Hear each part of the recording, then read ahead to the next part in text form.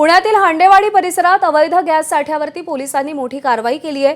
काळेपडाळ police ठाण्याच्या हद्दीत Kavya multi services या दुकानावरती धाड टाकून तब्बल 103 गॅस सिलेंडर जप्त करण्यात आले असून एका आरोपीलाही अटक करण्यात आली आहे। घरगुती गॅस सिलेंडरमधून व्यावसायिक सिलेंडरमध्ये बेकायदेशीरपणे गॅस ट्रान्सफर करून काळा बाजार सुरू असल्याची गोपनीय माहिती पोलिसांना मिळाली आणि त्यानुसार पोलिसांनी तात्काळ छापा टाकत ही कारवाई केली।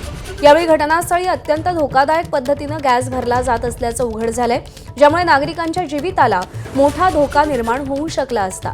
या प्रकरणी नितीन होळकर याला ताब्यात घेण्यात आलं असून त्याच्याकडे कोणताही अधिकृत परवाना नसल्याचं समोर आलंय।